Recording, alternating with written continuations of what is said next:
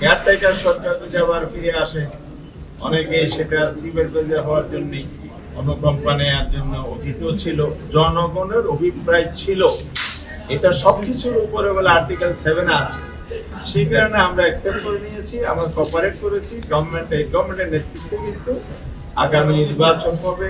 এখানে জনগণের অভিপ্রায়টা হলো সবকিছুর উপরে। আপনারা যে পদ্ধতিটা অবলম্বন করেছেন, যদি আজকে আমরা 1 বছর পরে এই বিতর্কে যেতে চাই না, এটা আমরা মেনে নিয়েছি সবাই, এই কারণে যেতে চাই।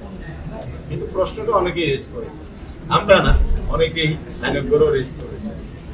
আপনার হাইকোর্টে গিয়েছেন, হাইকোর্টে অ্যাটর্নি জেনারেল একটা আবেদন করলেন, তৎকালীন হাসিনার আমলের এপিলেট ডিভিশন চিফ জাস্টিস যিনি ছিলেন তার নেতৃত্বে কিন্তু একটা অ্যাডভাইস দিয়ে, অ্যাডভাইস কি কোনো রায়?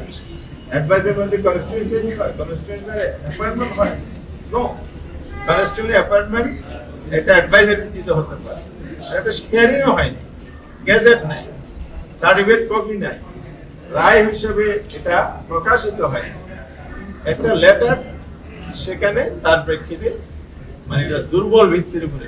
তারপরও যেহেতু জনগণের অভিপ্রায় ছিল, এটা সবকিছুর উপরে বলে আর্টিকেল 7 আছে, সেই কারণে আমরা অ্যাকসেপ্ট করে নিয়েছি, আমরা কোঅপারেট করেছি। গভর্নমেন্টের নেতৃত্বে কিন্তু আগামী নির্বাচন হবে, এই কার্যক্রম হবে, সবকিছুর উপরে আমরা ঐক্যমত পোষণ করে অগ্রসর।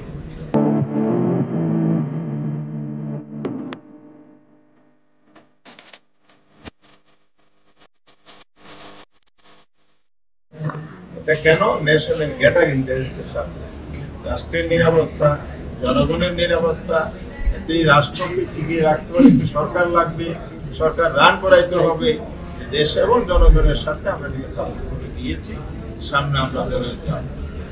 প্রশ্ন হচ্ছে আবার এই জুলাই 7 যদি আপনি কোর্টে নিয়ে যান, আমরা স্পষ্ট করে বলেছি, ইতিমধ্যেই আমরা এগুলো কিছু কিছু ঘটনাবলী দ্বারা আমরা লক্ষ্য করেছি, আমাদের অবজারভেশন এখানে আছে, যেই জায়গায় বাংলাদেশে কনফ্লিক্ট অফ ইন্টারেস্ট থাকে, সেই জায়গায় কিন্তু প্রভাবিত হয়ে যে কোনো অপিনিয়ন আসতে পারে। ভেরি ক্লিয়ারলি বলা, কেয়ারটেকার সরকার যদি আবার ফিরে আসে, অনেকে সেটা সিমেন্ট বাজার হওয়ার জন্য অনুকম্পা নেওয়ার জন্য অতীত ছিল, এখনো থাকতে পারে।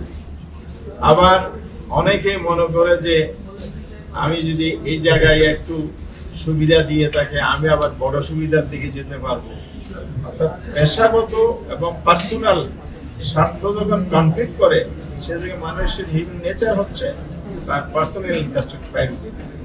বাংলাদেশে অহরহ পার্সোনাল যে ইন্টারেস্টটাকে প্রায়োরিটি দেয়, যেটাকে বলা হয় কনফ্লিক্ট অফ ইন্টারেস্ট, সেই জায়গায় আপনি গিয়ে বিচার বিভাগকেও আপনি বিতর্কিত করবেন, আবার দেশ এবং জনগণের একটা আস্থাহীনতার জায়গা তৈরি করে জনগণ, আদালত, এই যে একটা বিভ্রান্তি তৈরি হবে, বায়াসনেস বা প্রভাবিত হয়ে কিছু আসছে কিনা, এই প্রশ্নটা যে আবার উত্থাপিত হবে, সেই জায়গায় আমরা যাবো কেন? যেটা হয়েছিল জাস্টিস খালিদ মোহাম্মদ, তিনি কেয়ারটেকার শাসন ব্যবস্থা যেভাবে বাতিল করেছে আদালতের রায়ের মাধ্যমে, তখন আমরা যারা এখন 106 এর কথা বলছি, তারাই তো রাজপথ আন্দোলন করেছেন, সংগ্রাম করেছেন, বক্তৃতা দিয়েছেন যে আদালতের গাড়ে বন্দুক রেখেই শেখ হাসিনা এটা করেছে।